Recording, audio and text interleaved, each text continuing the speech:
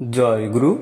ইষ্টপ্রাণ দাদা ও মায়েরা, আজ 18ই আগস্ট সোমবার শ্রী শ্রী ঠাকুরের পুণ্য 138তম জন্ম মাসের আজ সূচনা।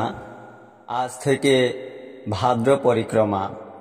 আজ এই বিশেষ দিনে এই বিশেষ নিবেদন শ্রী শ্রী ঠাকুর অনুকূলচন্দ্র ইংরেজি 1888 সালের 14ই সেপ্টেম্বর, বাংলা 1295 সালের 30শে ভাদ্র শুক্রবার তাল নবমী তিথিতে অধুনা বাংলাদেশের পাবনা জেলার হেমায়তপুর গ্রামে জন্মগ্রহণ করেন। শ্রী শ্রী ঠাকুরের জন্মের সময় হেমায়তপুর গ্রাম অজপাড়া গাঁ হলেও এখন সেই রকমটা আর নেই।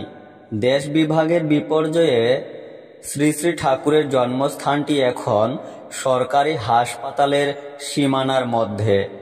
দিল্লি সম্রাট আকবরের অধীনস্থ অন্যতম সেনাপতি রাজা মান সিংহ একসময় বঙ্গদেশ আক্রমণ করলে সেনাধ্যক্ষ হিম্মত খাঁ সেখানে সেনানিবাস অর্থাৎ ছাউনি স্থাপন করেন।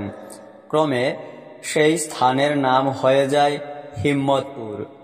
হিম্মত খাঁ থেকেই হিম্মতপুর, তারপর হিম্মতপুর থেকে ক্রমে সেই স্থানের নাম হয়ে যায় হিমায়তপুর। শ্রী শ্রী ঠাকুরের বাবা ছিলেন পূজনীয় শিবচন্দ্র চক্রবর্তী। শ্রী শ্রী ঠাকুরের জননীর নাম মাতা মনমোহিনী দেবী। বিবাহের আগে মনমোহিনী দেবীর পদবী ছিল চৌধুরী।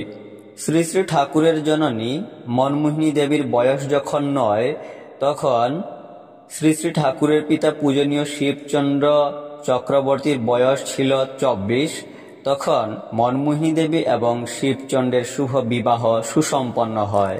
সাধারণত কম বেশি 10 মাসে মায়ের গর্ভ থেকে সন্তান প্রসব হয়ে থাকে, কিন্তু প্রথম পুত্রের অর্থাৎ শ্রী শ্রী ঠাকুরের জন্মের সময় মাতা মনমোহিনী দেবী শ্রী শ্রী ঠাকুরকে 12 মাস গর্ভে ধারণ করেছিলেন।